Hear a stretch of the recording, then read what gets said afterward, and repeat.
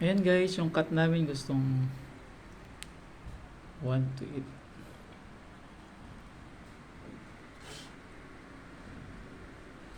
8. Yan, gustong gusto niya guys ng mais. Bumili ako kanina ng mais. Mahal na mais dito guys. Ito na yung ano natin guys. Ito na yung ating breakfast saka lunch. O diba? Ang dami ng pusa. Ano ba yan, Ming? Takaw mo naman sa mais. Ikaw na nag-ubos.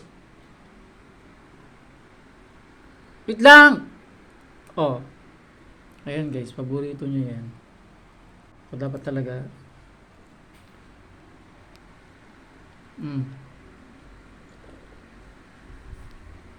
Ikaw na nag-ubos, Ming, ha?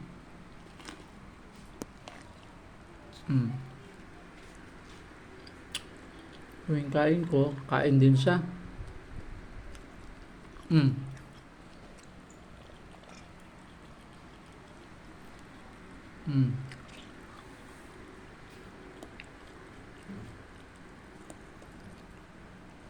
Wait lang, Ming, Ming.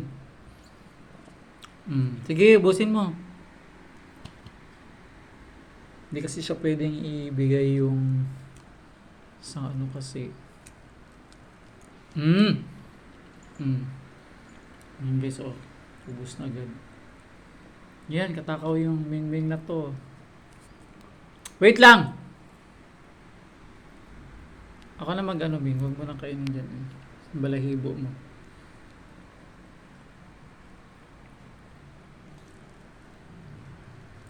Ito na yung breakfast ni Ming sa lunch. Parehas na kami. Kasi kakainin ko mamaya lahat to.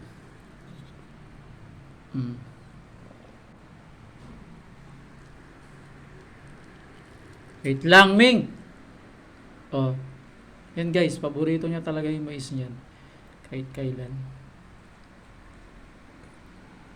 Di ba, Ming? Ako na mag-ano, Ming. Ako na mag-ano. Oh.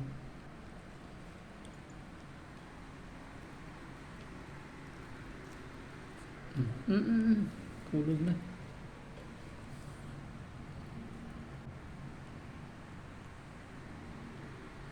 Yan, paborito talaga ni Ming to kahit kailan.